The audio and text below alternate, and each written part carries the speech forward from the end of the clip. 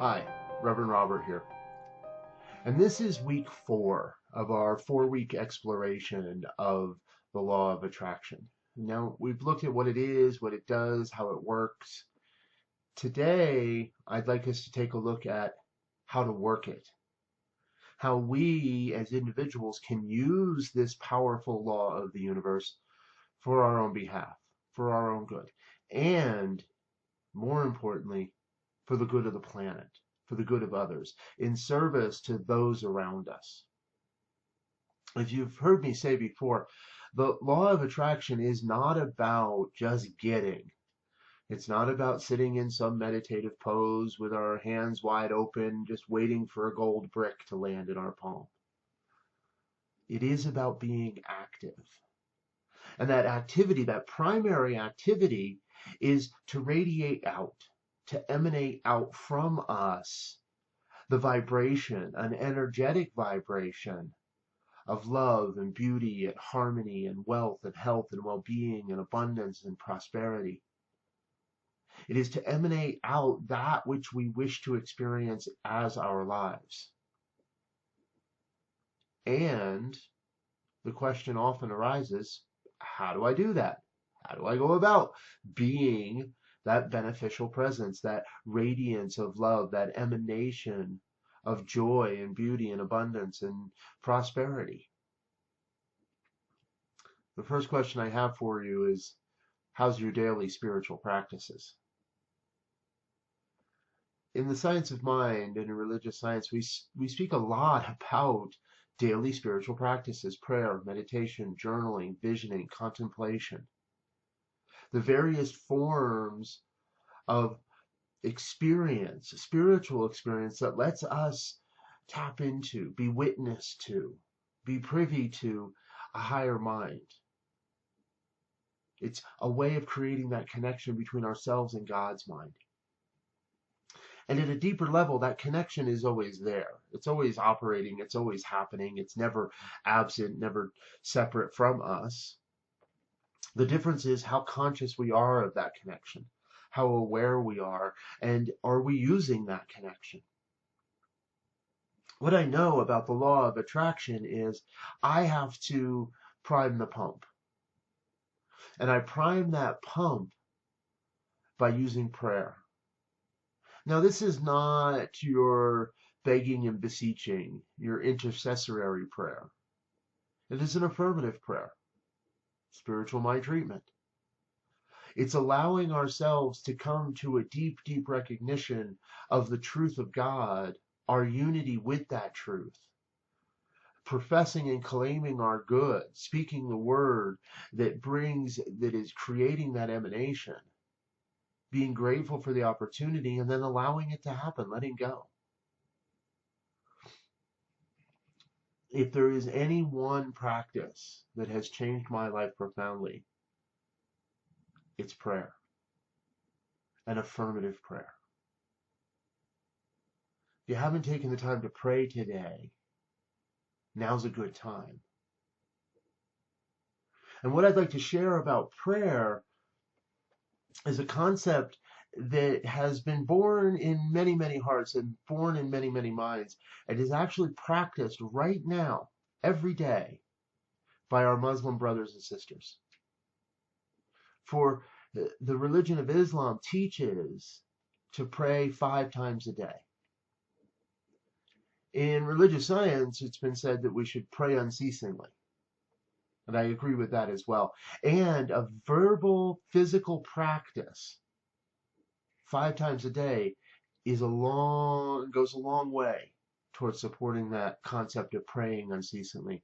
So consider for a moment, what would happen if every morning, before you got out of bed, before you really got your feet on the floor and got moving, you took a moment just to say a prayer of recognition. A prayer of recognizing all the magnificent ways God shows up. Not as your life, not in your life, not in the lives of others, but just how God shows up. Just a few moments in that very first step of prayer. Recognition. Recognizing the absolute totality of God, the absolute magnificence, the unlimited abundance, the absolute prosperity, recognizing God as the source of love and light and beauty and truth and health and wealth and well-being. And then get your day started. Go about your business, get the kids off to school, get yourself out the door to work, whatever it might be. Somewhere around 10 o'clock, the body requires a snack. To keep ourselves in optimal health, we take a snack break. Now, some people call it a coffee break. I'd suggest you might do something a little healthier than just coffee.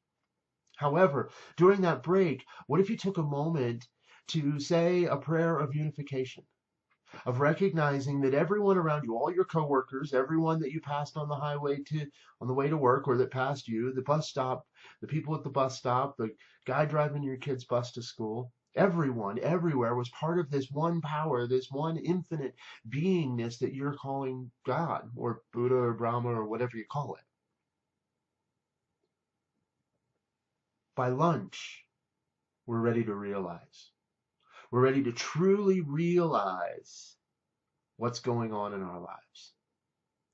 We're ready to claim our good, to speak the word that is the emanation of spirit, that is the radiation of our energetic vibration.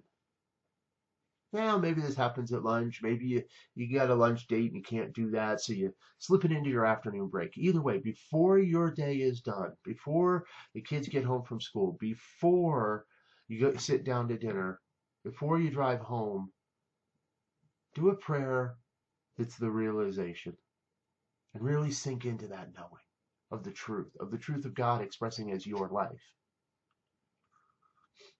The Thanksgiving step, well, most of us say a prayer over dinner anyway, some sort of a blessing for dinner.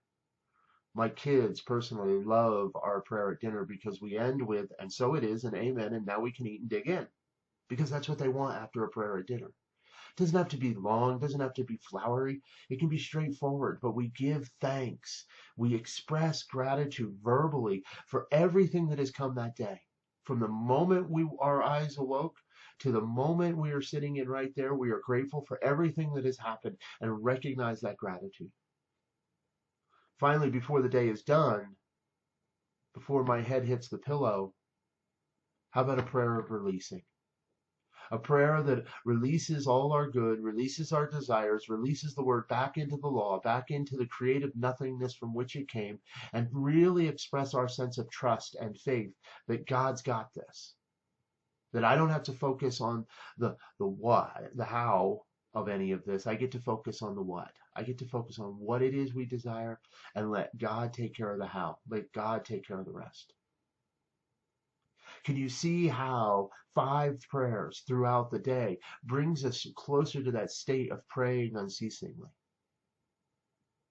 And that is one of the ways to radiate the creative energy, the attractive energy, that beneficial energy that is within us and activating the law of attraction. We can do the same thing through the process of visioning. Visioning, again, is, as many of you know, one of my ranks right up there with prayer. An opportunity to co-create with spirit, to listen and to ask, to inquire and to hear, but to deeply, deeply listen. And to allow myself to hear the impulse of spirit. Perhaps I see visions of colors or images. Perhaps I feel a sensation through my body. Perhaps I can catch a scent of pancakes or jasmine or pumpkin pie. Whatever that is, whatever the experience is, in visioning, we get a two-way communication with God. An opportunity to not only allow the energy that we are sending forth to repeat itself back to us, to reverberate back into our hearts, but to then double that energy and send it back out in the inquiry, in the question. It's very much like meditation. And meditation, I get to really listen without the asking. I get to allow that which I've put out into the universe to mirror itself back to me and to show me exactly what's happening in my life, what's coming forward in my life, what I might want to pay attention to, what God is calling me to. The practice of journaling allows the cognitive creation of those thoughts.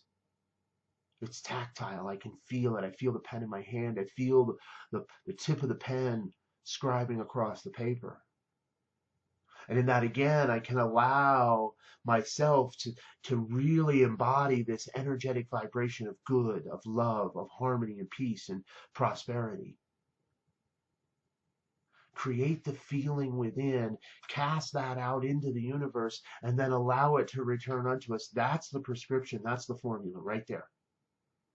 And whether you do it through prayer or meditation or visioning or journaling or just contemplating the words of a great master, such as Ernest Holmes, regardless of how you most align with this process, find what works for you and then stick to it.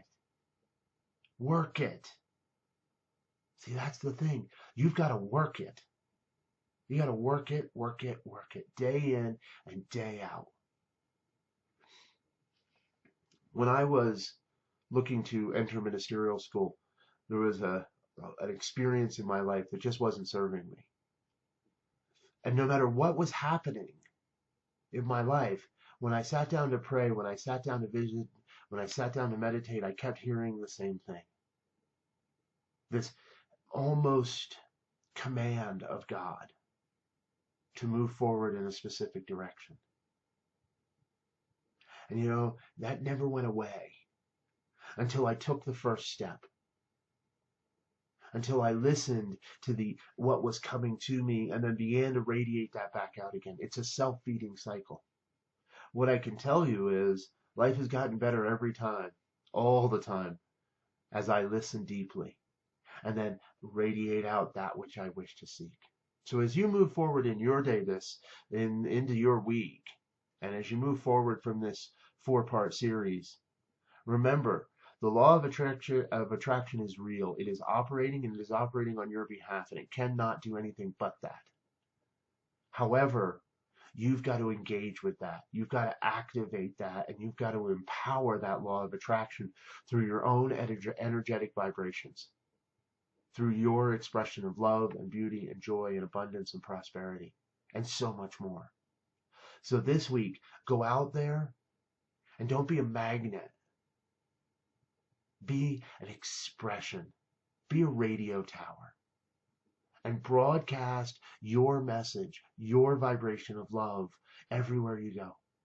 In the supermarket, in the line to fill up gas in your car, maybe at your school or at work, wherever it is, radiate that love vibration. Radiate out that vibration of abundance and prosperity, of love, perfect health, peace. And then trust that it must return unto you, because that's how it works, and it could work no other way. Again, I thank you for being with us over this 4-week series, and I trust that you've gotten exactly what you've needed, because you've been radiating the energy of acceptance and of allowing, and now you get to let that all flow right back into you. Until next time, namaste.